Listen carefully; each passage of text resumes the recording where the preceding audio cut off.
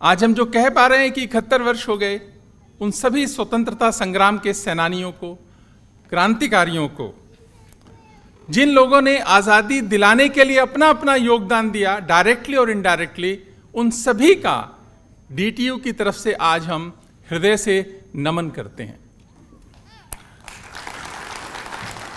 और पिछले 71 सालों में इस आज़ादी को बनाए रखने के लिए न जाने कितने सैनिकों ने, न जाने कितने पुलिस वालों ने, न जाने कितने पैरामिलिट्री फोर्सेस के लोगों ने जो शहीद हो गए, उनको, उनके परिवार को आज हम कृतज्ञता के भाव से, उनके प्रति एक अच्छी भावना के साथ उन्होंने जो कुछ किया उस पर अपने मन में उनके लिए एक बहुत अच्छा भाव और कृतज्ञता रखते हुए उनको भी आज हम सब याद करते हैं कि उनके उस कृत्य के कारण आज 71 साल से हम एक आज़ाद भारत में गर्व से सांस ले पा रहे हैं।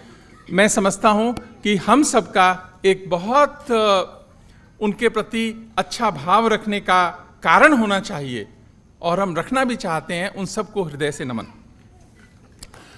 एक देश का नाम बड़ा करने वाले, उनकी शहादत नहीं हुई लेकिन अपने अपने तरीके से, अपने अपने कारणों से, अपने अपने एरिया में जिन्होंने देश का नाम बड़ा किया और भारत का सिर ऊंचा किया, उन सबको भी आज हम याद करते हैं और हर भारतवासी की तरफ से उनको भी बहुत सारी बधाई और शुभकामनाएं देते हैं कि उन्होंने देश का बड़ा नाम किया, कुछ लाकर, कुछ कर और या वो जो कर रहे हैं उसमें कुछ अच्छा करके जो देश के लिए किया है, उन सबको भी ढेर सारी बधाई, ढेर सारी शुभकामनाएं।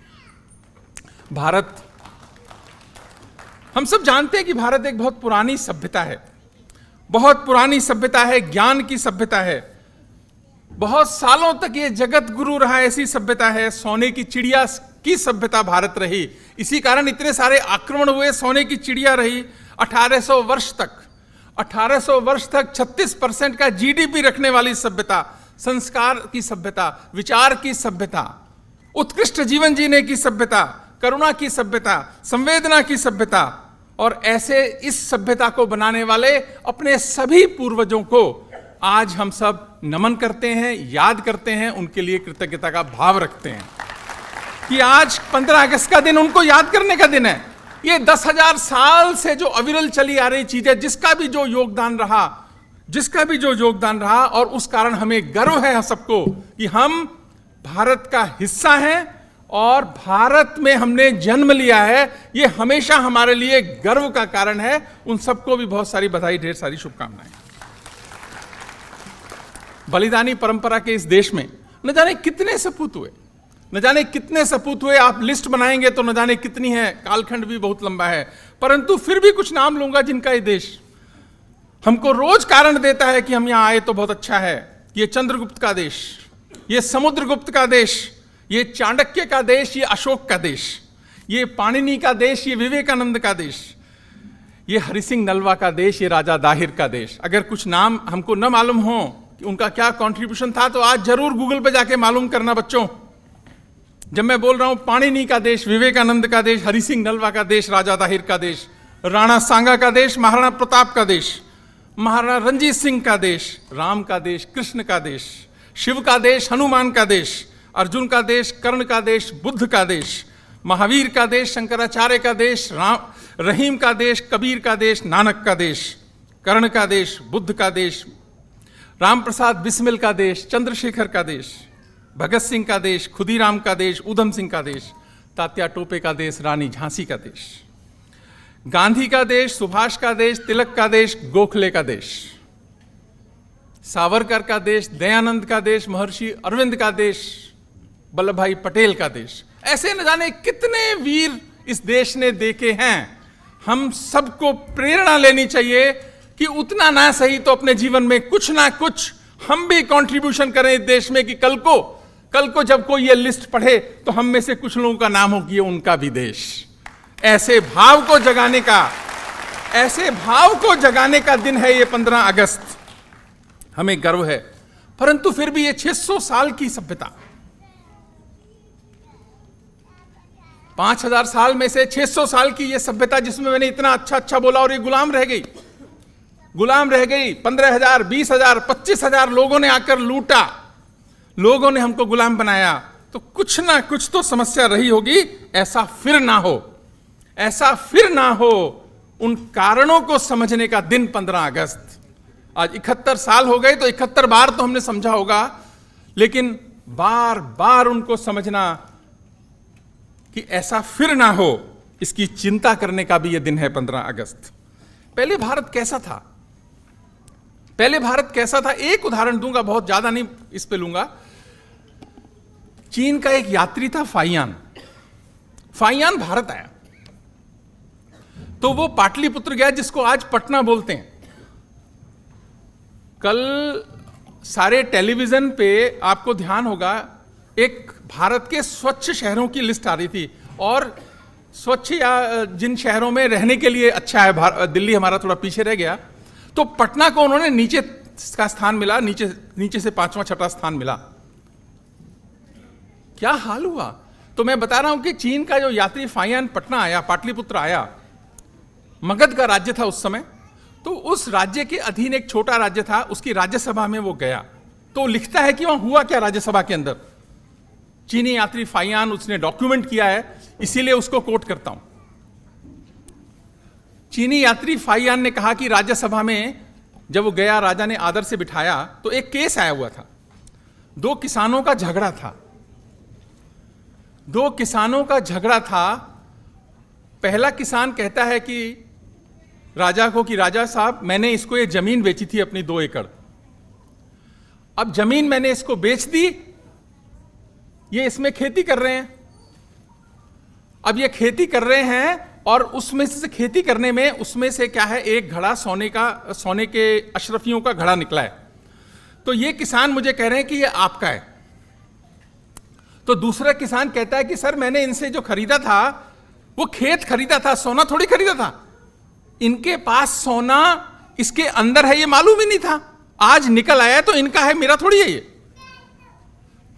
एक किसान कह रहा है साहब, इस पे मेरा हक नहीं है। दूसरा कह रहा है कि मैं इसको कैसे ले सकता हूं, जब मैंने खेत खरीदा था, कोई ये सोना थोड़ी खरीदा था। वो बोलता है मैंने सब कुछ बेचा था, जो निकले वो इसका है।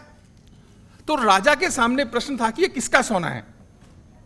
तो राजा बोलते हैं कि ठीक है, अगर कोई इसकी वो नहीं निकलती तो क्या किया जाए। दोनों लेने को तैयार नहीं। वो कहता है जी मैं पाप का भागीदार हो जाऊंगा, मेरा सोना ही नहीं है, मैं कैसे ले लूं। दूसरा बोलता है मैं पाप का भागीदार हो जाऊंगा, इसको मैं सोने को कैसे ले लूं। दोनों तरफ से कोई सोना लेना नहीं चाहता। तो राजा को उनके एक मंत्री कहते हैं, राजन साहब आप रख लो इस सोने को। तो राजा बोलता है मैं क्यों पाप का भागीदार बनूं, मैं क्यों रख लूं। तो उन्होंने कहा ठीक है, फिर खजाने में जमा कर देते हैं। उसने कहा खजाने के अंदर जिस पैसे की अकाउंटेबिलिटी नहीं है कि ये किसका है, खजाने में नहीं जा सकता, क्योंकि वो धन यदि प्रजा पे लगेगा, पाप से पुण्य पैदा नहीं होता। पाप से पुण्य पैदा नहीं होता, राजा ने मना कर दिया। फाइयान कहता है कि मैं परेशान, यार दुनिया भर में तो छीनने की झपट है कि मेरा है मेरा है, ये कह रहे हैं तुम्हारा है तुम्हारा है। ना राजा लेने को तैयार है इसको, ना दोनों किसान लेने को तैयार हैं। तो एक गंभीर समस्या पे विचार चल रहा है। तो राजा ने जब बिल्कुल रिफ्यूज कर दिया, तो सोचा गया कि कोई एक कमेटी बनाते हैं और वो प्रजा से पूछते हैं कि इसका क्या किया जाए। तो प्रजा कहती है साहब हम तो लेंगे नहीं, पहले तय करो ये है किसका, ये है किसका। और ये झगड़ा चलता रहा कि ये है किसका। प्रजा भी लेने को तैयार नहीं, राजा भी लेने को तैयार नहीं, दोनों किसान भी तैयार नहीं। यानी ऐसे लोगों का देश है ये भारत। ऐसे लोग कहां मिल सकते हैं, ऐसा चीनी यात्री फाइयान कहता है। पूरे विश्व में नहीं मिल सकते हैं ऐसे लोग। कोई भी पाप का भागीदार नहीं बनना चाहता। क्या आज 2018 में कैसी स्थिति है, इस पे नहीं बोलूंगा। यानी तभी तो तुलसीदास जी ने कहा, तुलसीदास जी ने क्या कहा था कि रघुकुल रीत सदा चली आई, प्राण जाए पर वचन न जाए। आज बोलते हैं स्टैंप पेपर लाओ, नोटराइज कराओ। पहले तो बोलते थे जुबान की कीमत गई, और जुबान गई तो अब कहते हैं चलो कागज पे लिख दो, तो कोरा कागज है जी, इसे वो लगाओ, बेसिकली एक स्टैंप पेपर पे लिखो, स्टैंप पेपर पे लिख दिया, नोटराइज कराओ। अब नई चीज आ गई, और 18 आते आते अब कहते हैं जी रजिस्टर्ड डीड होनी चाहिए, नोटराइज्ड भी नहीं चलेगी, रजिस्टर्ड डीड होनी चाहिए। यानी इतना अविश्वास, एक दूसरे पे इतना अविश्वास, जहां रघुकुल रीत सदा चली आई, प्राण जाए पर वचन न जाई का देश, ऐसा देश। तो 15 अगस्त का दिन ये सोचने के लिए भी हमें मजबूर करता है कि ये ऐसा क्यों हुआ। ऐसा नहीं कि ये कोई इमीडिएटली हो गया, बहुत सारे कारण रहे होंगे। आज ये डगर आसान नहीं है, ये डगर आसान नहीं है, ये तो सही बात है कि ये डगर आसान नहीं है। लेकिन मैथिली शरण गुप्त ने एक बार बहुत ठीक कहा था कि हम कौन थे, क्या हो गए, क्या होंगे अभी। हम कौन थे, क्या हो गए, क्या होंगे अभी, आओ मिलके विचारें ये समस्याएं सभी पूरी। उन्होंने भारत भारती नाम से एक किताब लिखी है बहुत, उसकी कुछ लाइनें हैं ये, हम कौन थे, क्या हो गए, क्या होंगे अभी, आओ मिलके ये आज मिलके विचारें ये समस्याएं सभी। यद्यपि हमें इतिहास अपना प्राप्त पूरा है नहीं, हम कौन थे इस ज्ञान को फिर भी अधूरा है नहीं। यानी थोड़ा थोड़ा हम जानते हैं कि हम ठीक ठाक थे, पूरा इतिहास न भी मालूम हो, डॉक्यूमेंटेड न भी हो, कोई प्रूफ मांगे हम न भी दे पाए, लेकिन डगर आसान नहीं है, इसमें कोई शक नहीं है। इसीलिए शायद शकील बदायूनी का एक बहुत अच्छा गीत है, एक हिंदी फिल्म में भी आया, जब हम कहते हैं कि डगर आसान नहीं है, कि दुनिया के रंज सहना, मुंह से कुछ न कहना, सच्चाइयों के बल पे आगे ही बढ़ते रहना, रख दोगे एक दिन तुम संसार को बदल के, इंसाफ की डगर पे बच्चों दिखाओ चल के, यह देश है तुम्हारा, नेता तुम ही हो कल के। शकील बदायूनी जी ने जब ये लिखा होगा कि ये देश है तुम्हारा, नेता तुम ही हो कल के, क्योंकि ये देश तो हमारा है। इस देश के प्रति अच्छा भाव रखने की जिम्मेदारी किसकी है? हमारी है। जब हमारी जिम्मेदारी है तो ये तो दो बुनियादी चीजें हैं जिसकी कमी है। इसी कारण से तो 600 वर्ष की गुलामी रही। क्या आज हमने उसका इलाज किया है? दो बुनियादी टूल हैं इसको ठीक करने के लिए हर चीज को। पहला है राष्ट्र प्रेम, और दूसरा है राष्ट्रीय चरित्र, नेशनल कैरेक्टर, और राष्ट्र के प्रति अच्छा प्यार का, गर्व का भाव। पहले विश्व युद्ध की एक घटना है, आप में से बहुत सारे लोगों ने नाम सुना होगा, एक माता हारी नाम सुना होगा। ये माता हारी जो थी, इनका असली नाम था मार्गरेट ग्रीट्रुआ ज़ेले, डच नाम है। वो डच थी, नीदरलैंड में रहती थी। शुरू की जो भी जिंदगी थी, बाद में वो एक बहुत फेमस डांसर बनी। और जो पहला विश्व युद्ध हुआ, आपको याद होगा, ध्यान होगा कि नीदरलैंड ऐसा देश था यूरोप का जिसने उस युद्ध में पार्टिसिपेट नहीं किया। Netherland was a neutral country in the first world war. तो ये क्योंकि नीदरलैंड की थी, तो इनको क्या है कि जर्मनी जाने में भी कोई दिक्कत नहीं थी, फ्रांस आने में भी कोई दिक्कत नहीं थी। तो इनके ना डांस प्रोग्राम्स बहुत अच्छे होते थे। इंडोनेशिया में रही थी, तो इन्होंने ऐसे अपने आप को दिखाने का प्रयास किया, इस तरीके से दिखाने का प्रयास किया कि जैसे ना ये इंडियन डांस में स्पेशलिस्ट हैं, और थी भी बहुत अच्छी डांसर थी उस समय की। तो उनके डांस शो होते थे यूरोप में, सब जगह, सब देशों में डांस होते थे। उन्होंने क्या किया, अपने कॉन्टैक्ट्स बनाए आर्मी के बड़े बड़े ऑफिसर्स से, जर्मन आर्मी के भी और फ्रेंच आर्मी के भी। तो ये हाल था उसका, माताहारी उसका स्टेज नाम था माताहारी का, कि बड़े बड़े जर्नल्स जो थे, नाम नहीं लूंगा, अच्छा नहीं होता लेना नाम उनका, उन जर्नल्स उसके सामने अपनी सारी कॉन्फिडेंशियल मीटिंग तक कर लेते थे।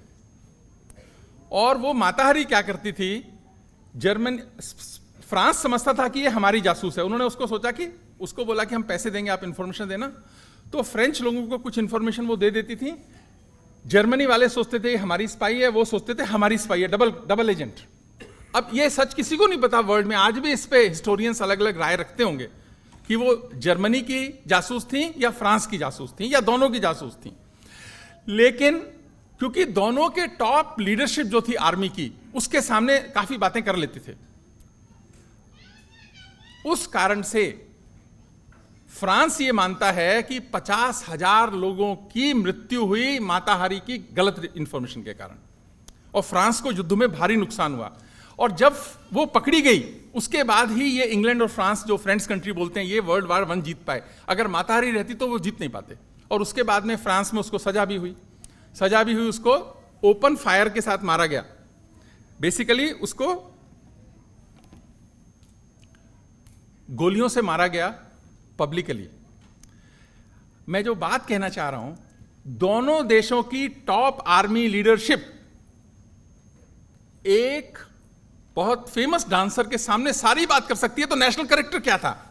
यानी नेशनल कैरेक्टर का डेफिसिट फ्रांस में भी था, नेशनल कैरेक्टर का डेफिसिट जर्मनी में भी था, और निर्दोष 50,000 लोग युद्ध में मारे गए एक घटना के कारण। तो जो बड़े बड़े पदों पे बैठे लोग हैं,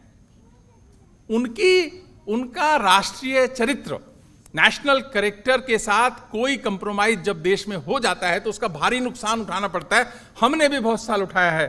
तो नेशनल कैरेक्टर की उनमें कमी थी। शायद राष्ट्र प्रेम उनमें रहा होगा, अपने देश के लिए लड़े भी, शहीद भी बहुत सारे हुए होंगे, लेकिन इन रोड्स अगर आप किसी दूसरे को दे रहे हैं किसी भी रीजन से, कितना नुकसान होता है इसका, ये बात एक उदाहरण है माताहरी का जो हम देखते हैं, और ऐसे बहुत सारे उसमें कारण है। अभी क्या हुआ, उससे माइंडसेट क्या डेवलप है हमारे यहां पे? अब हमारे यहां पे क्या माइंडसेट है? दो तरह के माइंडसेट हैं।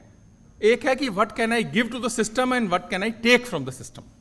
कलाम साहब इसको बहुत अच्छे से कहा करते थे कि एक आदमी आता है नई जगह, वो सोचता है कि मैं यहां क्या दे सकता हूं, दूसरा आता है कि मैं इसमें से क्या ले सकता हूं, और इसी एटीट्यूड से सारा फर्क पड़ जाता है कि आप ये सोचें हमेशा मैं क्या ले सकता हूं तो आप बहुत सारी चीजें लेने के लिए हिसाब बनाएंगे। अगर आपका यह है कि मैं क्या दे सकता हूं तो आप अलग तरीके से उस सारे हिसाब को बनाएंगे। लेकिन ये देने का भाव कैसे बढ़े, ये टीचर्स का काम है। अगर देने के भाव की कमी है, सब लेने लेने को लगे हैं, तो इसका मतलब स्कूलों में, यूनिवर्सिटीज में, कॉलेजेस में काम ठीक से नहीं हुआ। तो ये टीचर्स में की जिम्मेदारी बनती है कि जो देने का भाव है इसको बढ़ाया जाए। नहीं तो क्या है, आज हालत यह कि सेल्फ इंटरेस्ट से बहुत बड़ा हो गया, बड़ा होता है देश का इंटरेस्ट, लेकिन आज सेल्फ इंटरेस्ट सबसे ज्यादा है। नेशनल कैरेक्टर की बात 1947 में करने की जरूरत नहीं थी। आजादी का इतना बड़ा आंदोलन चला, एक से एक राष्ट्रीय के लिए शहीद होने वाले लोग थे, काम करने वाले लोग थे। लेकिन जैसे जैसे 71 साल हुए, अपनी चिंता करने वाले बढ़ते चले गए, देश की चिंता करने वाले कम होते चले गए। जब अपनी चिंता करने वाले कम होते चले, अब बढ़ते चले गए, देश की चिंता कम होले, तो इसका मतलब क्या है, what can I take from the system, इस तरह के एटीट्यूड वाले लोग बढ़ते चले गए। और जैसे जैसे अगर वैसे लोग पावरफुल पोजीशन पे आते हैं तो नुकसान होता है, और यही एक कारण है जो देश ने 71 साल में थोड़ा नुकसान हुआ भी है। पर एक बात सोचिए, 71 साल में हुआ भी बहुत है, ऐसी भी बात नहीं है। 47 का भारत और आज का भारत, 35 साल एवरेज एज थी, आज 70 साल एवरेज एज है देश की। मेरे ख्याल से आज 1000 गाड़ियों के मॉडल हमारे पास हैं, तब नहीं थे। तो मेटेरियलिस्टिक में भी, इंफ्रास्ट्रक्चर में भी बहुत सारी तरक्की हुई है। यूनिवर्सिटी सब शायद 50 थी, आज 500 से भी ज्यादा है।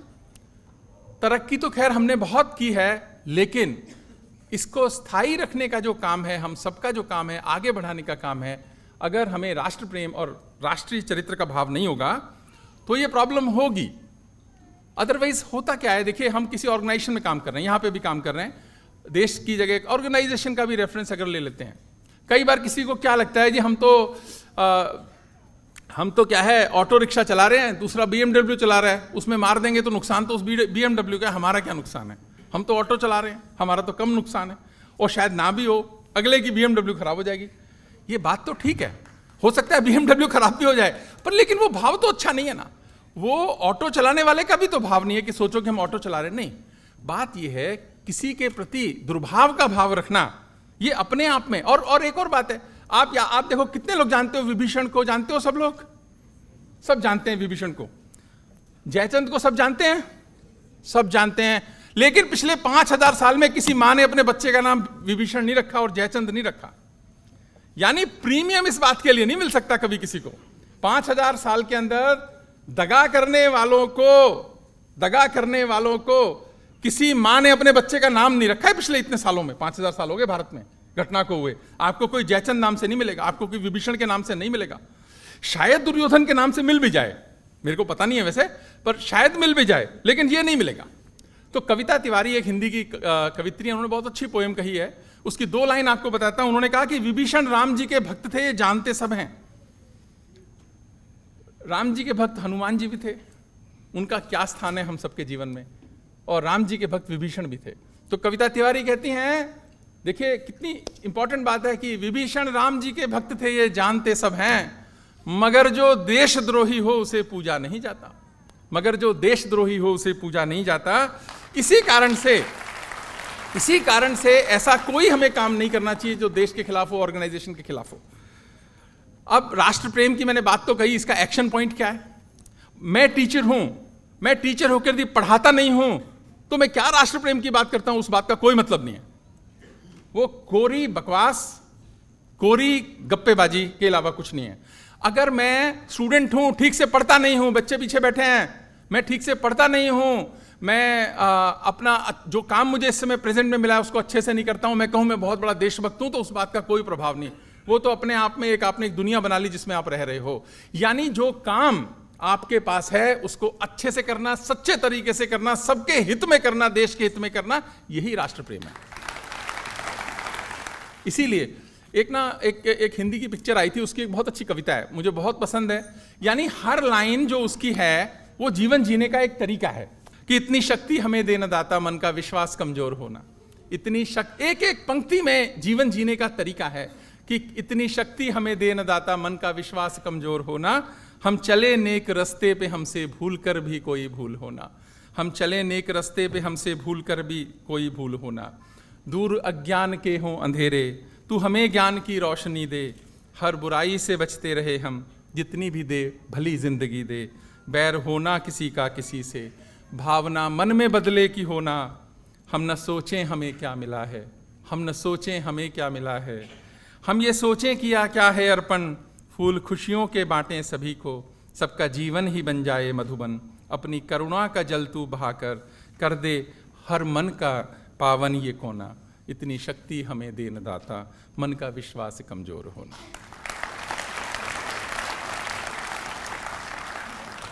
अगर हम सब लोग सुबह इस प्रार्थना को एक बार अपने मन में गा लेंगे, मैं समझता हूं कि आप समझिए कि आपका ट्रांसफॉर्मेशन अपने आप शुरू हो जाएगा। बहुत ज्यादा करने की आवश्यकता नहीं, अपने आप ट्रांसफॉर्मेशन शुरू होगा। मनुष्य का जीवन ही ऐसा है, हमको नेचर ने ऐसे ही बना के भेजा है। अगर हम बार बार एक चीज को करेंगे तो उसका प्रभाव पड़ेगा। दूसरी बात यह है कि एक बड़ी पुरानी घटना है, जैसे ये छोटे छोटे बच्चे हैं, ऐसा एक छोटा बच्चा था, होगा 4, 5, 6 साल का, यहां पे भी हैं कई 4, 5, 6 साल के बच्चे। तो उनके घर में एक पंडित जी आते हैं, तो जब पंडित जी आए तो माँ बोलती है कि बेटा तू अपना हाथ दिखा इनको। वैसे आज भी हमारे पास कोई आ जाए, कह दे मैं हाथ अच्छा देख लेता हूँ, कुंडली देख लेता हूँ, तो हमारे मन में भी एक उत्साह आ जाता है कि चलो चलो दिखाते हैं अपने बारे में भविष्य जानने के लिए। तो माँ बोलती है कि बेटा कुंडली दिखाओ, हाथ दिखाओ, ये बहुत अच्छा हाथ देखते हैं। 6-7 साल का छोटा बच्चा है, पंडित जी उसका हाथ देखते हैं, फिर कहते हैं कि बेटा तेरे भाग्य में पढ़ाई की रेखा नहीं है, कि तेरे भाग्य में तो पढ़ाई की रेखा नहीं है। वो छोटा बच्चा दौड़ता हुआ रसोई में जाता है, वहां से चक्कू लेके आता है और अपने हाथ पे रक्त की रेखा खींचता है और पंडित जी को बोलता है ये है मेरी पढ़ाई की रेखा। पंडित जी का जवाब सुनो, वो कहते हैं कि बेटा तेरे भाग्य में पढ़ाई की रेखा तो नहीं है, लेकिन ये जो तेरा विश्वास है ना, जो कमिटमेंट है तेरा, इस विश्वास को देखकर मैं कह सकता हूं कि भविष्य में तू बहुत बड़ा ज्ञाता बनेगा। वो बच्चा बड़े होकर, उसका नाम है पाणिनि, जिसके पाणिनि के संस्कृत के सूत्रों की आज भी व्याख्या विद्वान नहीं कर पाते। संस्कृत का अगर सबसे जबरदस्त व्याकरण किसी ने बनाया है तो पाणिनि ने बनाया है। यानी अच्छे भाव से, अच्छे कर्म से, अच्छी कमिटमेंट से ये रेखाएं भी बदली जा सकती हैं। डेस्टिनी का रोल तो है, पर उसको भी बदला जा सकता है। ये एक बहुत और याद रखना मैं जब ये बात कह रहा हूं, कमिटमेंट चाहिए, पैशन चाहिए, सब अच्छा चाहिए, क्योंकि दुनिया में बलि बकरों की चढ़ती है, शेरों की नहीं चढ़ती। आपका व्यवहार शेर जैसा होना चाहिए। दुनिया में बलि बकरों की चढ़ती है, शेरों की नहीं चढ़ती। रामायण की एक घटना है कि जब लंका पे विजय करने जा रहे थे तो समुद्र के किनारे सब बैठे हुए थे, लंका पे जाना था, सब रो रहे थे। सुग्रीव कह रहे थे कौन कूदेगा, हनुमान जी भी रो रहे थे, सब रो रहे थे, किसी को नहीं पता कौन कूदेगा। तो किसी ने कहा कि हनुमान जी आप कूद सकते हो। उन्होंने कहा मैं कैसे कूद सकता हूं भाई, मैं मर जाऊंगा बिना बात के, तुम कूदाओगे मुझे। उन्होंने कहा नहीं नहीं, आप में तो बहुत ताकत है, आप कूद सकते हो। तो इसको हरिओम पंवार हमारे हिंदी के बहुत अच्छे कवि हैं, उन्होंने बहुत अच्छा कहा कि मैं बजरंगबली को उसकी ताकत याद दिलाता हूं, कि मैं बजरंगबली को उसकी ताकत याद दिलाता हूं, इसीलिए मैं कविता को हथियार बनाकर गाता हूं। बहुत अच्छी उनकी पोएम है इस पे। तो यानी हनुमान जी को ताकत का एहसास दिलाया गया, हनुमान जी कूदे भी, लंका भी जलाई और वापस भी आए। ऐसा ही अपना भारत का हाल है, ये थोड़ी थोड़ी दिन में सो जाता है, तो इसको सोए हनुमान को उठाने की जरूरत पड़ती है, सोए इस हनुमान को उठाने की जरूरत पड़ती है। तो मैं भी कह रहा हूं कि मैं बजरंगबली को उसकी ताकत याद दिलाता हूं, इसीलिए मैं कविता को हथियार बना के गाता हूं। हरिओम पंवार ने जो कहा, इससे बाहर आने की जरूरत है यदि देश को और आगे बढ़ाना है। और ये ताकत जो है उसका एहसास भी तो हम ही लोग दिलाएंगे ना, कि भाई सो गए उठ जाओ, अब बहुत देर सो लिया, अब उठ जाओ। तो ये मैं समझता हूं कि बहुत बड़ी बात है, और ये जो नेशनल कैरेक्टर है ये इसमें एक रोल प्ले करता है। हमें जापान वालों से, हमें जर्मनी वालों से, हमें इजराइल वालों से, हमें अमेरिका वालों से नेशनल कैरेक्टर सीखना चाहिए। छोटे छोटी घटनाओं से नेशनल कैरेक्टर हमको सीखना चाहिए। अच्छी चीज कहीं से भी सीखी जा सकती है, कभी रहा होगा कुछ कमी हो, आज मैं समझता हूं। और हम अपने देश के प्रति लायबिलिटी ना बने और एक अच्छा भाव रखें, क्योंकि याद रखना, मैंने कहा हमारी संस्कृति बहुत अच्छी थी। जो बच्चे बैठे याद रखना, संस्कृति उदार हो सकती है, जो कल्चर है हमारी उदार हो सकती है, और होनी भी चाहिए और है भी। इसी कारण से शायद वो पूर्व और पश्चिम में उसने कहा है ना कि मेहमा जो हमारा होता है आगे जान से प्यारा होता है। उदार हो सकती है संस्कृति, उसमें कोई बात भी नहीं है।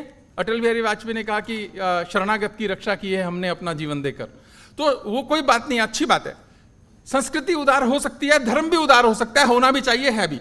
लेकिन लेकिन लेकिन राज्य उदार नहीं हो सकता। अंतर समझिए मैं जो बात कह रहा हूं। संस्कृति उदार हो सकती है, धर्म उदार हो सकता है, समाज उदार हो सकता है, लेकिन राज्य उदार नहीं हो सकता। राज्य का पहला काम है सीमाओं की रक्षा करना।